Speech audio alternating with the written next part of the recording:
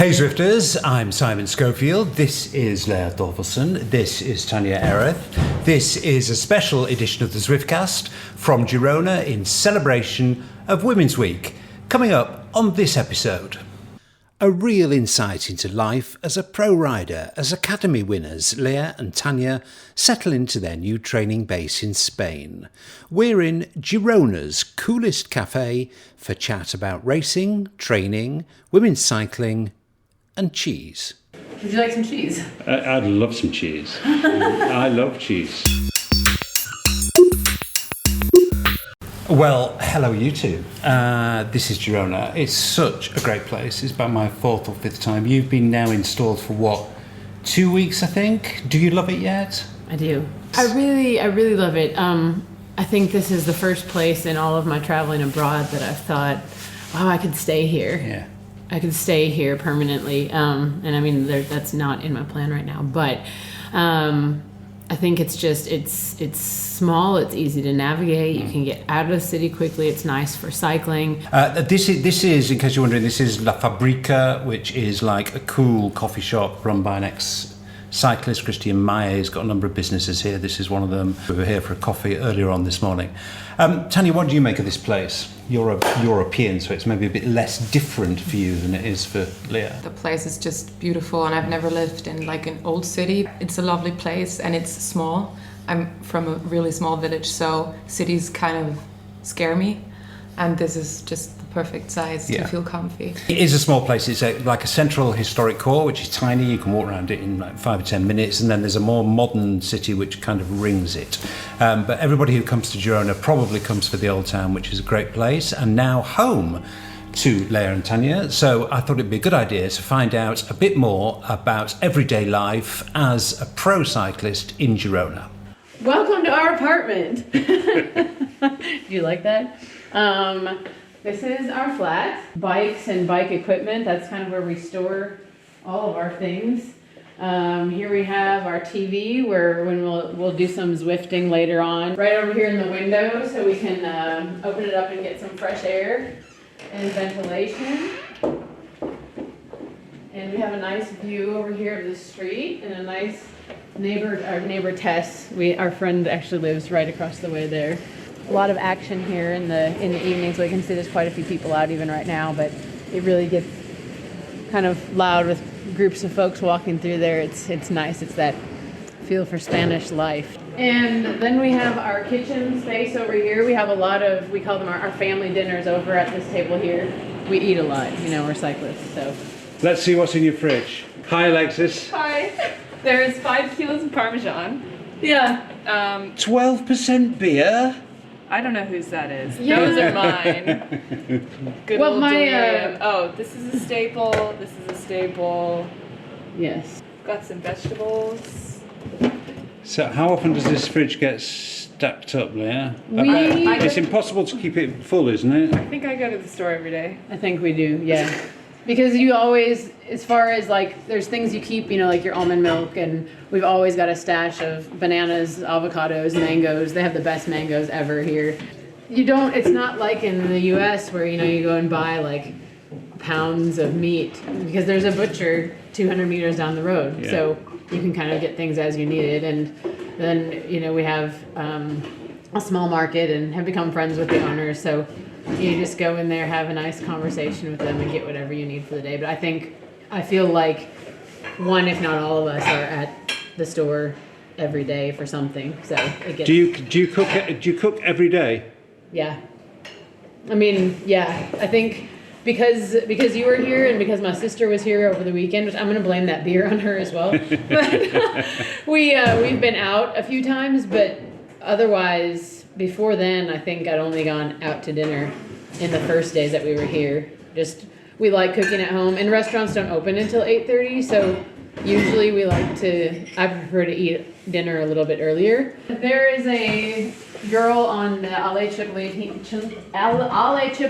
team, Anna Trevisi, and her family owns the Parmesan Reggiano, and she's good friends with some of our teammates, so she gets it for us by the kilo, and we just had a delivery. So right now Alexis this is 1 kilo, And Alexis got 3 and I got 2, so we have 5 kilos of Parmesan in our fridge. Oh my God. This makes the risotto that I make is. So there are some perks to being a pro cyclist. Would you like some cheese? I'd love some cheese. I love cheese. No, I mean, really, I feel like that is kind of all we do is ride bikes, eat, sleep. I don't know what would be like, what do you do for fun? I think we're still so new to the city that it's like getting out and walking around and just seeing Girona can be fun. Yeah. And I'm old, so if I get some time to like quiet time to read a book, that's fun. Like The life of a pro cyclist in 3 words. oh, scheiße. Eat, sleep, cycle. Eat, sleep, cycle. Tanja, so that means you're going to have to say something different. So you're going to have to be more poetic, Tanja. Early to bed. It's true. Yeah, it's true. Well, Leah, your second year as a pro, you're first. You're now a kind of seasoned professional, an old hand. I don't know if I'd go that far, but Is not a rookie year anymore. Is it easier this year than it was last year? I haven't raced yet, Yeah. so You don't know. I'll let you know. No, but does it feel different? Does it feel like you're picking up kind of old habits instead of learning stuff for the first time? Both. My comfort level on the bike and my skill set has improved dramatically, but there's no substitute for hours in the peloton, which I still don't have. You hope that the things you learned will translate into a better race experience, but until I have that first one, I just don't know. So I think it's kind of like I feel more pressure to Get results? Just to be consistent. And our team is really on fire this year. They're really riding really well. So I want to be able to step in and be a part of that and be someone that my teammates can trust and rely on in a race. So there's nerves for me just on being able to deliver that. Yeah. Tanja, you are Leah a year ago, kind of, except you have got more racing history. But your first race this season ended in a crash. Yes. And an injury. But you look like you're kind of well on the way to recovering from that. Yes, I still have problems because I crashed at quite high speed and crashed on my hip, and I got some problems with my sacroiliac junction. I noticed when you were out on the bike today, I noticed you were doing a bit of that towards the end of the ride. Was it? Yeah. Was it sore today? Yeah, it's always that way. I have no pain for the first 20 minutes and then it's starting. So normally on the long rides I did a break after every hour because then I just need one. So it's not good yet, but I'm looking forward to improvement. Now we saw in your flat today you've got a Zwift setup in there. How much do you use it in season? Well, I'm working with a new coach this year who really has implemented strategic blocks of training using Zwift alongside training outdoors. So I'll be doing that, and then of course, when weather mandates that you're inside, when it's not safe for whatever reason. But yeah, I go through blocks of it's all outdoor, and then the last time it was a week or 2 weeks where most days I had part of the day on Zwift and part outside. And obviously it's been useful for you recuperating from this crash, I guess. Yeah, like the first month when I still was in Germany, I Zwifted a lot just because it was quite cold and wet. And when you're fit, the other side of like the middle of April, fingers crossed, do you think you will also use Zwift during the racing season, during the on-season? Yeah, first of all, I do not really like to ride when it's cold and ugly outside. That's the first point. Yeah. And then sometimes you have like efforts that you don't want to do in normal traffic. Yeah. And that's, for me, it's a big reason, because I realized from year to year that I get more afraid of cars. And the more and more happens to people I know. So in some efforts, I think it just makes sense to stay inside and... It's just easier to get certain things done on the trainer. Yeah. I think lots and lots of pro cyclists would say that. Well, using Zwift is a fantastic way of staying in touch with the women's community, which I know you two are a very big part of. And I'm going to embarrass you now slightly by playing in a little clip Oh, good. of what of what Kate Verano, well, she's kind of head of everything women at Zwift. She's got a proper title, but I can't remember what it is. Brand manager, I think. Kate, Yes. sorry about that, Yeah. Kate. But Kate looks after Women's Week and all women's matters on Zwift, and she had this to say about you two. So Okay. don't be embarrassed. It's not that embarrassing. How close do you think do the rest of the people who graduated or even just took part in the academy feel to Leah and Tanja? I think very close. I think to see them come up the way they did, to have been a part of the competition with them, and to see them really transition from amateur to pro, and for them to share their experience the whole way has been it's so unique and exciting. And I think that it's not like the women's community feels like they know them. They actually know them. The girls make themselves so accessible to our community. It's going to be a really exciting year of content this year, of sharing their journey, and the exciting, the races, the living situation in Girona is a great new addition this year. We're trying to give a peek inside what a pro life looks like. I think that our community is going to really get a kick out of watching this progress. Tanja, you're kind of newer to Zwift and newer to the women's community than Leah is. How connected do you feel to it? I think men are sometimes very competitive, even in training rides, and I just think stick to your numbers. It's no competition here. But the girls are just they want to have fun, they want to connect, and it's kind of a nice atmosphere in such a workout. Girls just want to have fun. Where have I heard that before? Yeah, it's a movie and a song. I mean, you're kind of I think you're a hero to the women's community, aren't you? No, you are. You are. Well, I don't know. I don't think you'll ever get me to call myself a hero. No, but I called you a hero, so you could acknowledge it. Thank you. I feel really connected with them, and I mean, I've met several of the girls in real life. Actually, we just saw one of our fellow Zwift sisters on the way here. She's visiting, but yeah, and I knew she was coming to Girona at some point, but really didn't remember when, and just saw her. I mean, Girona's small like that, so. Saw her walking down the street, and we'll probably end up, meeting her for a coffee or a ride or something. And so, yeah. And would you mind that? I mean, if Zwifters were coming to Girona to, I don't know, for a holiday or visit or something, I mean, would you welcome them? Yeah. Would you meet them for a coffee, or probably not go for a ride with them because you're on a program? That's exactly what I was going to say. Is I think that I speak for both of us when I say we're super accessible.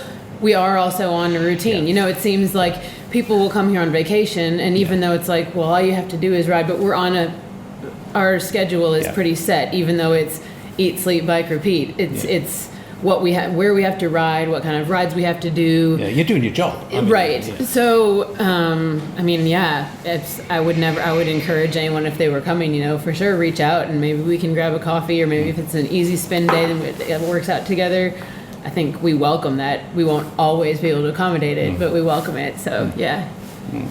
And I mean, obviously, through social media, the women's community can feel connected to you in your racing career. I mean, are you going to be making a big effort to put out what you're doing this season and give a bit of insight? You're both doing blogs for Vox Women, and is that a duty, or is that something you like to do? I think both. Sometimes social media can be sort of exhausting. Yeah. Because and cruel and unfair and. No, it's just it keeps you on your phone, and sometimes I feel like missing out. Yeah. The normal life, because I am on social media, but on the other hand, I'm afraid nobody's interested in it. That is another point. And I feel like if you put up 5 stories a day, then it's well, but who wants to see it? And then you see that people react on it, and then you realize maybe they are interested. But I think because it's so new, I sometimes feel just awkward doing it. Yeah. But it's part of the job description of a professional athlete these days, isn't it? Social media, you've got to do it.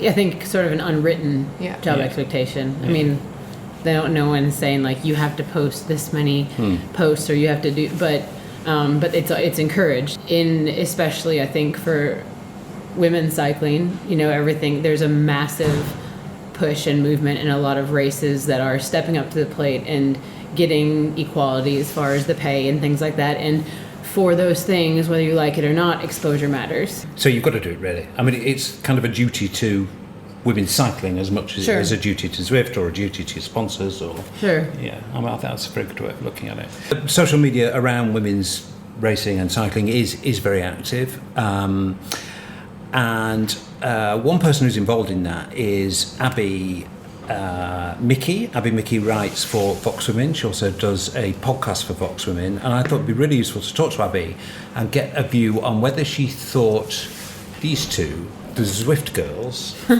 as you used to be called, were going to be, there was going to be more of a sense of acceptance of the way that they'd come into the peloton. And this is what Abby had to say about that. So Vox Women is a UK-based women's cycling media coverage.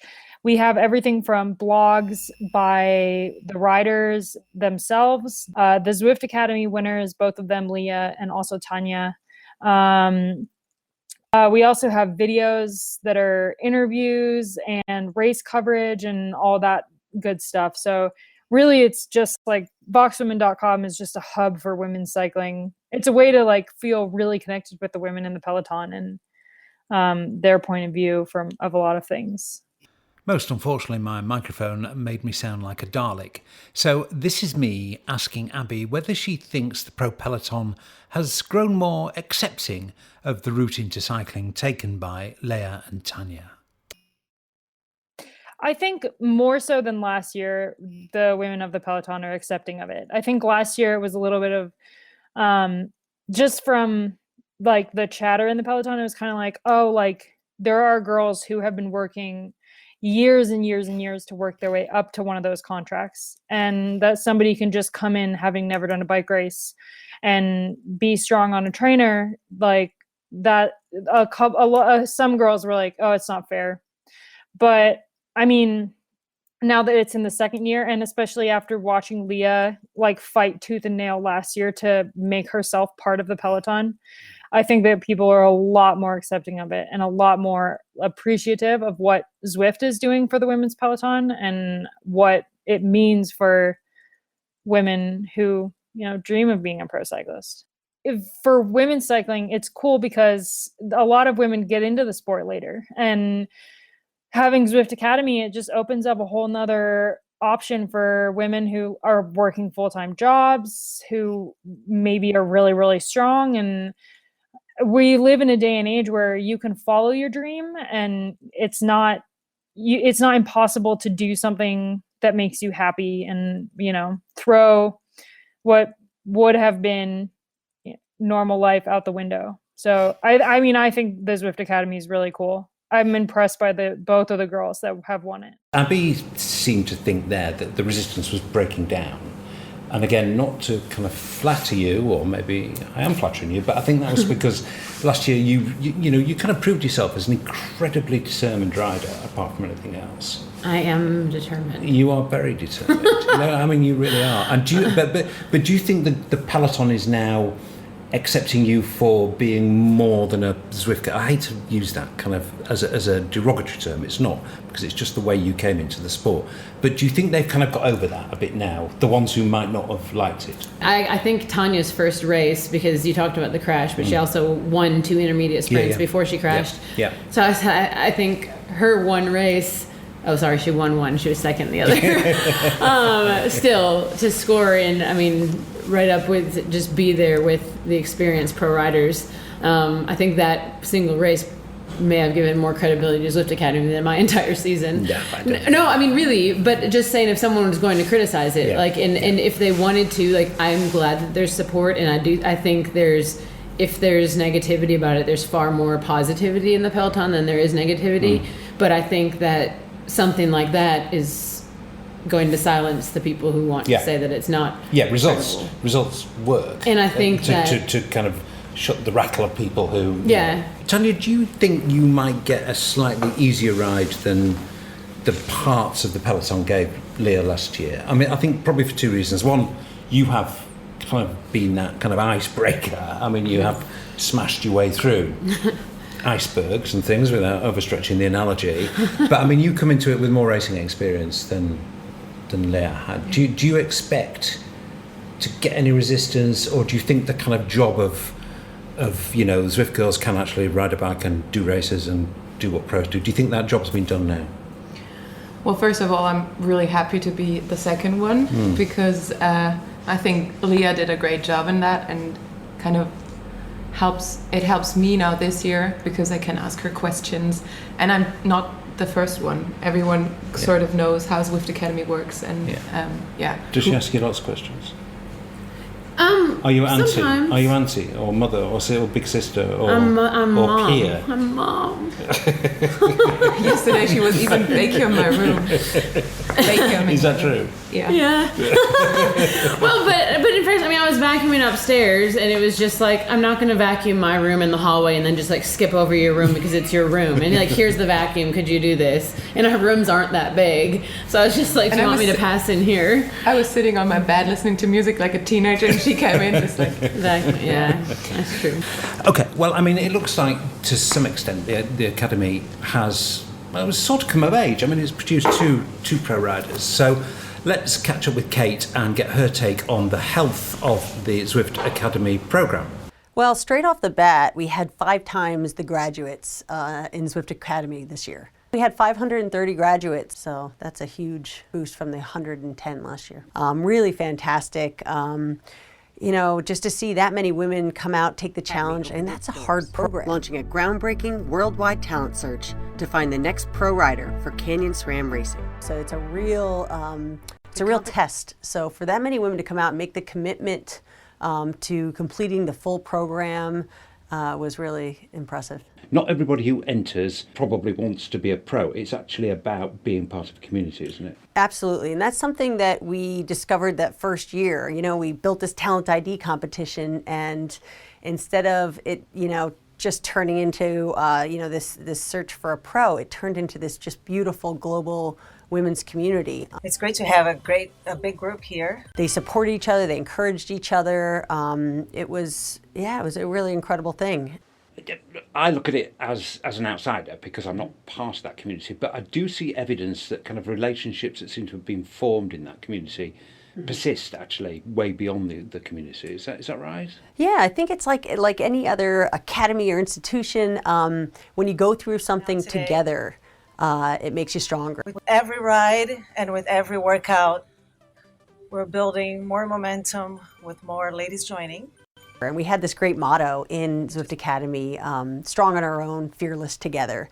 And you really, you saw how the encouragement of the community made everybody stronger. And I think that a lot of people maybe wouldn't have finished it if it weren't for, I guess being encouraged by other riders. That's awesome. We won't let you get dropped. We'll take it easy so you can catch up. And everybody posting when they finished or when they finished one of the hard workouts and kind of commiserating with each other and celebrating with each other. It just built this real strong morale within the community, and it did become so much more than a talent ID competition. It was like this, this challenge that everybody was doing together and that we are a part of something. And then it grows to so much more than just a workout program. So the graduation rate beats the male graduation rate into a cocked hat. And as I've mentioned on the podcast before, lots of women who came back to the academy did in fact come back to it. They'd been on it the year before. The return rate was like massive. Yeah. Why do you? And the men, to be fair to the men's one, it was year one last year, and I think there are going to be some tweaks made to it. But why do you think the women's academy is just so incredibly successful? Women in general, I'm being sexist and stereotype, but I've lived 39 years as one now. I think that we're more emotional creatures in general. I think that something like this is a competition, and we absolutely encourage each other. And feed off each other's competitive spirit, but it also becomes a sisterhood.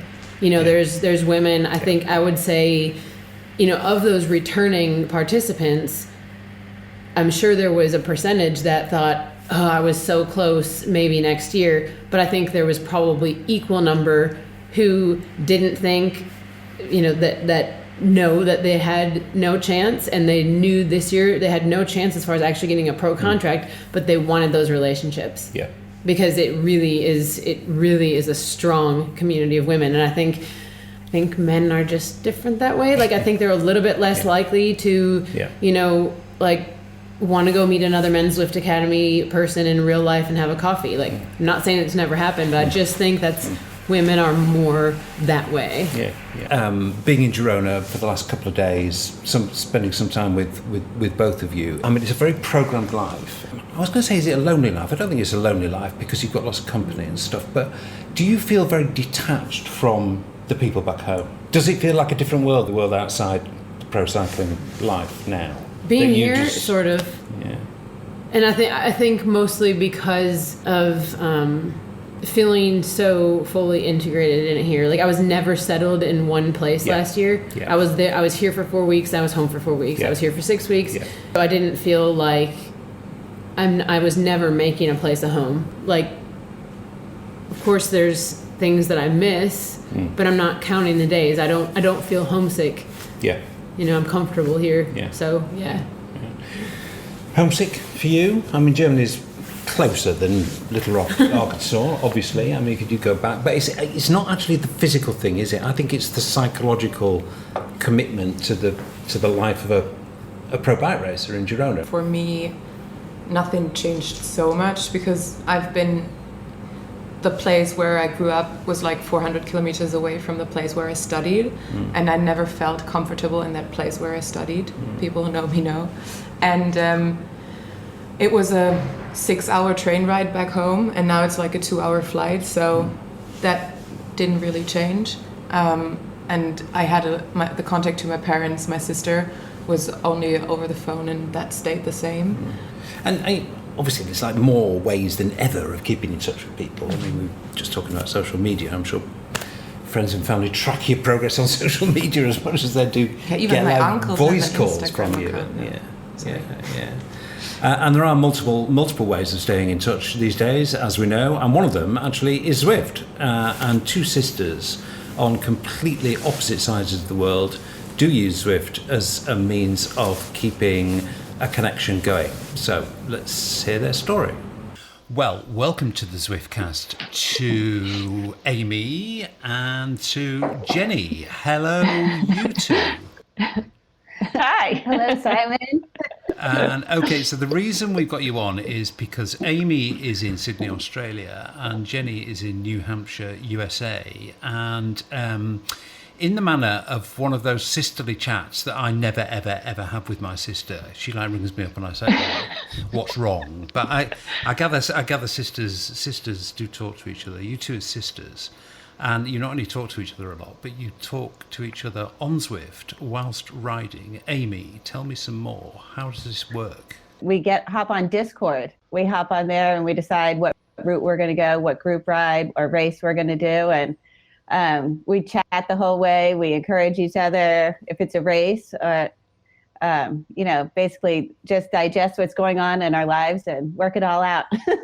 Jenny, is this a replacement for those very long phone calls that sisters tend to have with each other when they're not in the same place? Yeah, I mean, it's a lot more fun because instead of just sitting on the couch doing nothing, we're getting a workout in at the same time. So it's sort of killing two birds with one stone in our busy lives. It sounds great. Amy, you were telling me when we were chatting just off camera earlier on that you introduced your sister Jenny to bicycles and bike racing, and she has rather annoyingly got a bit better at it than you now. Is that right? Yes, for sure, and I feel it on the hills. I mean, I hate it when that happens. How have you allowed that to happen? I don't know. I've tried to lose a little weight to keep up, but it's hard. Is this right, Jenny? Are you something of a beast on a bike? But I mean, I've certainly gotten a lot better. I mean, there was only one way to go. I haven't really ridden a bike before I joined Zwift a little over a year ago. So, but no, Amy's still pretty strong. And I think if I go faster, it's because she's pushing me to go faster, not because I'm just doing it. I mean, Amy, have you done many kind of sisterly athletic endeavours together? So we've done a bunch of stuff on and off, but since having kids, we've both started running passionately, and we've run the Boston Marathon together. Are you going to start running on Zwift now? There's running on Zwift. Well, I have started running. Amy doesn't have a treadmill right now, so she can't run on Zwift yet. Yes, I'm feeling the pressure. I mean, the thing is with running and talking. I mean, that must be completely impossible, mustn't it? Do you think you could do that? Did you chat to each other while you were running the marathon? We're really good at running and chatting. You're very good at lots of things, but it sounds like you're very good at chatting. I mean, just going on to the kind of broader picture of the women's community and Zwift. I mean, it does seem like a super, and I don't want to kind of lapse into sexist stereotypes here, but it does seem a very social and sort of chatty place, Jenny. Is that right? I think so. I mean, definitely, a lot of the women will text messages and chat and stuff like that. And it's a very supportive environment on the women's rides.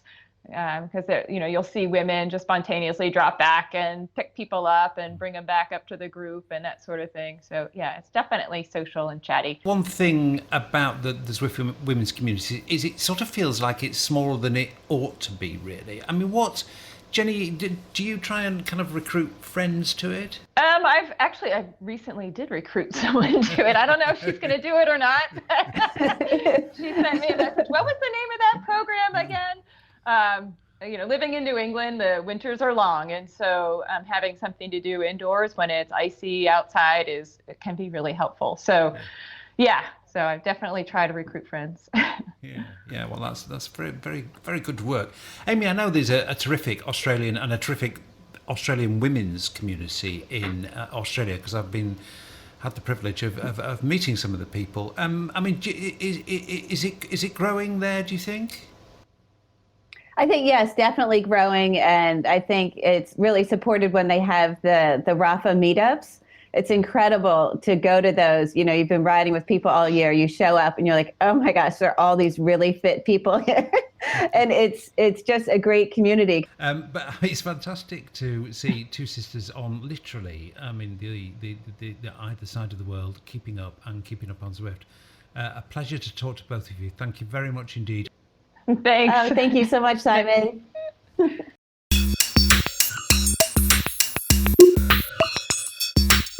Let's talk about the upcoming year ahead in terms of racing. Maybe one of the highest profile races that you're both going to be racing is the Tour of California. Mm-hmm. I mean, do you see that as your biggest race that you know about this season? Yeah, I have 2 World Tour races, and those obviously are kind of my A races, and then I have some smaller races at the end of the season.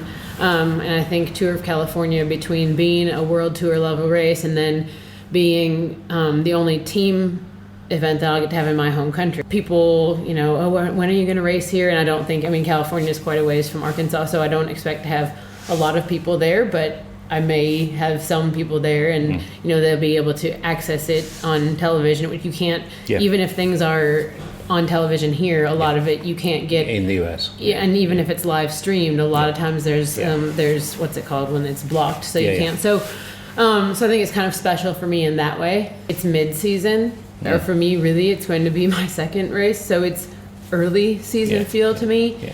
And my hope is that I'll continue to progress throughout the season to where my season highlight as far as performance or ability to deliver something for myself and or for my team, I would hope will be something later. See how the season goes, I think, is what you really mean by that, isn't it? Yeah. Tanya, we were discussing last night that you're going to be racing the Tour de Yorkshire, which is on my home roads. Which I like that. Nothing flat at all, and hard roads. I think the men last year when they did the Tour de Yorkshire said said the roads were hard. So sorry about that. Are you looking forward to it? I am. I'm actually really looking forward to the Healthy Aging Tour because there's no up and down. And I love the Dutch people. I did a lot of Dutch races last year. I nearly raced every second weekend in the Netherlands last year at Fixgekrets. And so I have a lot of friends there that already said they're going to come and watch at least one stage. And I think that's going to be great. So I'm really looking forward to that. And like a race is the Tour of California. Yeah. And on the other hand, I'm looking forward to every race I'm doing. Well, there was a breakthrough in a sense for women's racing and riding on Zwift recently with the advent of the first women's SRAM Tour, which sadly was marred, would be one word, ruined, probably too strong, but there was certainly an incident which caused quite a lot of chatter, understandably. Let's talk to Kate about what the incident was and what was done about it. The clue is that on my script, this is called, to the amusement of these two, this little segment is called The Trouble with Men. There was some bloke who, I mean, I think he acknowledges he was acting like a complete fool, who entered a women's event simply to get a jersey. And there was a big outpouring of, well, let's call it what it was. There was a big outpouring of anger over that. Why? Why did we get such a strong reaction to that, Kate? It was the first time we had actually done something, the first women's tour that we had, the SRAM Women's Tour. One stage, a dude joined and not only joined, but actually did, I think he basically won the stage. It's completely understandable that the women's community was incredibly frustrated with that. It feels like a violation. It was just a real bonehead move to not only enter the event, but to outperform, the women. It's not something that happens very often, but when it does, we take kind of swift action on it. People do wonder sometimes whether Zwift maybe ought to, in very isolated numbers of incidents, take swift action. So let me just ask you, what action did you take over that particular incident? He sort of got a public shaming, and I think we all felt that was enough in that case. There was another gentleman that decided to kind of skirt the accusation and not own up to his actions, and he received a temporary ban. Well. So, and that's people do expect Zwift to do something. Yeah, and then he was really, really apologetic. But we take it very seriously. We will be taking some action in the future so that it's a lot more difficult to join an event in that manner. There's a lot of ways we could deal with this. So any man out there thinking about it, think twice. To interfere with a women's only event, to be honest, why? I mean, there's no need for that. There's no need actually even to be part of it because there's like hundreds of men's events. So why anyway? I mean, we have been through that and it was well rehearsed and it was good to see Zwift taking action about it. I suppose one thing this does prompt a little discussion on is there much? Do you ever train with the guys in real life? I mean, is there much? I mean, is the women's peloton and the men's peloton, are they completely separate? I mean, I'm only a pro rider for 2 months now. Yeah. But before I only rode with boys. Like I never trained with girls, actually. No. Right. But I think that's just a thing that there are more guys. So if you're maybe in an area where not a lot of people ride, it's just easier to find cyclists, male cyclists, than girls. It's just not that I don't want to ride with girls, it's just like you don't find them that often. Do you train with the guys ever? When I'm at home, I mean, it's mostly guys. The same as Tanja. There are a few girls, and there's that I'm very close friends with, and occasionally, the reason that if we didn't train together, it was a lot of they have a program as well. So it's like there's almost always guys who, they're always open for a group ride, whether it's a tax or whether it's cruising. Like you're always going to have those guys. Where the girls, I think there's the social women who may be just getting into it, and I think you know that I don't mean this in the way of like our training paces and efforts are different. Yeah. And then there's the women who we're kind of at the same level and they're kind of all on a program. So it's like you're all just like she said, there's more available men. Now here I haven't trained with the men, partially because I don't know a ton of them, and then like. But I mean, people might find this surprising. I mean, you generally train alone, don't you? I mean, even though you two are living together, you don't tend to train together typically that just often? on easy days, because when you have your efforts set, you can go out saying like, okay, we'll ride together for the beginning or something, but you rarely. I don't know if I've ever seen us line up where like, oh, that's your workout today. I have the same thing. Yeah. Aside from at team camp. Yeah. So But on a recovery day, you would. Yeah, we did. Like we saw you today. You go out and ride together and chat and. Oh, yesterday we did like 3 hours together. Yeah. Yeah, I had 3 hours. She had 4 hours, so we did 3 together, and then. Yeah, but the times those things coincide are quite infrequent. Yeah, the fact that we've had 2 in a row now is kind of astonishing. Yeah. But and I think we just get sort of used to it. So where it's, if you have people to train with, even when I was at home in Little Rock, it was typically the weekend long rides that you'd look for a bunch to ride with. But when you're doing a specific session, it's easier to just do what you've got to do. Yeah. Well, one place, without this sounding like a terrible advert, but one place where it is really easy to find women to ride with of a similar ability is obviously on Zwift, and that has led to a very strong community of women riders on Zwift. So let's hear once more from Kate, be the last one from Kate this actually, on why she thinks the women's community on Zwift is special. The women's community has grown significantly. I would not say it's overwhelming, but it's promising in the right direction. The engagement is really high. What I love to see is more women doing group events and workouts, and more women starting teams and joining teams and starting events. So I think the engagement is definitely at its highest point ever and moving in a very solid direction. And do you think it's that kind of engagement that will eventually basically bring more women onto the platform? Oh, absolutely. I mean, just like in real life, it's having a community to encourage you, to motivate you when you maybe, it's a little cold this morning, or I'm a little tired from last night, but knowing that there's other women out there that are excited to have you there, that you can share the pain with, and you can share the joy with. It makes the workouts go by easier. It makes the effort more fun, and I think it's a huge part, especially of our women's community. I think the social side of it is massive. There's just so much bonding going on, and I think that it encourages people to ride more often. We know women's cycling is on the rise.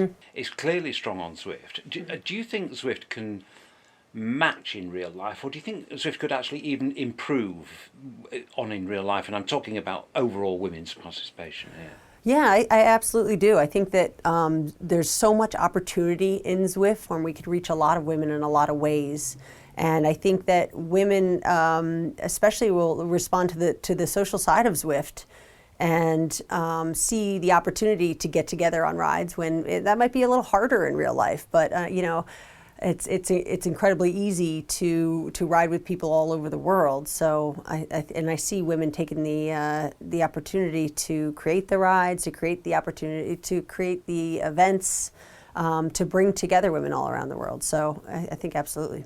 Everything I hear does suggest that there is this very special characteristic of the Zwift women's community. Now, my thing about it is, I just think it ought to be bigger than it is. There just ought to be more women on Zwift. Why? And it is growing. And Kate did say that she feels that the strength of the community will be reflected in increased numbers in due course. But why do you think we have still got this big imbalance between men and women on Zwift and in real life? I mean, why are we not seeing more women riders? Or am I being too negative? Are we actually seeing more and more women on bikes? Is that your everyday experience? No, I think especially back home, I mean, I know we've been trying, but it's like you put together, you fight to have a women's field, for example, at a Criterium series, and on a good day, you've got 3 different categories for men, and you have a women, just open women, and maybe have, on a good day, 8 women. So, and I don't know. Because do you think this is linked to what we were talking about before, which was a lack of TV coverage up to press, and is it?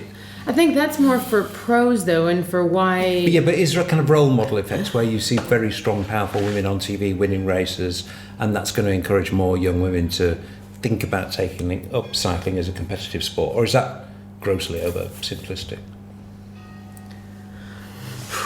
Tough question. I just think you can spot that in every sport, except of women-only sports, that there's most of the time a bigger male crowd doing the sport than a female crowd. In mixed sports. Yeah, no matter if it's football or if it's in triathlon, it used to be the same. Well, and I do wonder, I spent some time last year in an attempt at preparation to be more comfortable in the races with my teammates. I went to Belgium and did some races, and I mean, it might have been a Wednesday night, a Saturday night, and there was a field of 85 women. Yeah. So what I would be curious about is, I mean, I do understand there's a culture of cycling in Belgium that goes back years and years and years, but that started somewhere. Yeah. So how did they get that culture there where, why is there 85 in a random city in Belgium and in Little Rock, Arkansas, there's 8? Yeah. So I don't. Yeah. I mean, it suggests that it suggests that it can happen. It's maybe what needs to come together to make it happen. Anyway, the thing is, we shouldn't really finish this discussion on a negative, because we just celebrated Women's Week, and that is a great thing in Zwift and for women's cycling in general. And if you look at women's cycling in general, I think my view of it is definitely on the rise. Yeah, absolutely. And sooner or later, that probably will be reflected in greater and greater numbers participating. Yeah. So let's take that as a positive to end this special podcast on. I didn't mean that to be negative. I was more saying it's remarkable how many they have. Yeah. What could we do differently to? Yeah. And I think what I spotted, in the last year's fixed gear crits that I did, that women sometimes are more afraid of just doing a race, where men they do it because they think they're great. So they're just plunging without thinking about it. They just do it because they don't think about it, or don't double think it, or how you say it. I don't know. Overthink it. Yeah. And women just have to feel really comfortable to start racing. And I can just encourage girls and women to go out there and race, because that's how you get the experience and realize that it's real fun to do it. Yeah. Okay, well, we've chatted for ages and ages and ages. I've thoroughly enjoyed it, as ever. It's been great not only chatting to you today, spending some time with you today. Shall we tell people what happened when we came back from the end of the ride today? I thought that was really interesting. So we got pulled. I was on the back of a scooter, being Mr. Fat and lazy and not standing a chance of keeping up with these two, particularly whilst holding a camera. So I was on the back of a scooter and we got pulled by the cops, didn't we? Coming back into the city to where there's a bit more traffic, and we were kind of trying to navigate the best way to get back to our street, which is a one-way street. I kind of whipped a Yui to tell you guys, hey, can you navigate back to the apartment? We're going to take this way. And a cop on a bike, on a motorcycle, pulled up, and I thought, I wasn't even sure what law I'd broken, but I was like, we just... Well, I was the same, because he pulled up to us, and he spoke in Catalan, and I couldn't understand what he was saying, but then anyway, he spoke to us, and we weren't sure. I thought I was in trouble for kind of unauthorised filming or something, because I was on the back. And he said, are these friends of yours? Yeah. Do you know these guys on the bike? And I think he was He was protecting us. He was concerned that you were some creep with a camera. Maybe he stalking us around. Yeah, maybe he thought we just was saw kind of you all stalker. morning. I know. He followed us all morning through Girona with a camera. But apart from being, suspected of being some weird stalker with a camera, actually, I thought that was pretty. Yeah, it was nice. It was quite reassuring, I thought. Yeah. Actually. Yeah, it was really nice. I thoroughly enjoyed it. I think I could get used to following cyclists on a scooter. It's damn sight easier than pedaling a bike, I can tell you. Anyway, listen, it's been fabulous spending some time with you. Really, really enjoyed it both on and off camera over the last couple of days. Fantastic. Good luck for the season. Thank you. Hope your injury recovers really, really quickly. Thank and you. good luck for the rest of the season. Thank you. I know we'll be able to follow your exploits on social media as ever. And we do our best. And the Vox and I know you'll vlogs do your too. best. And thank you for being my special co-host. So you have been my co-host of a special podcast. Thanks very much indeed. Thank you. Thank you. And thanks for watching or listening. See you next time.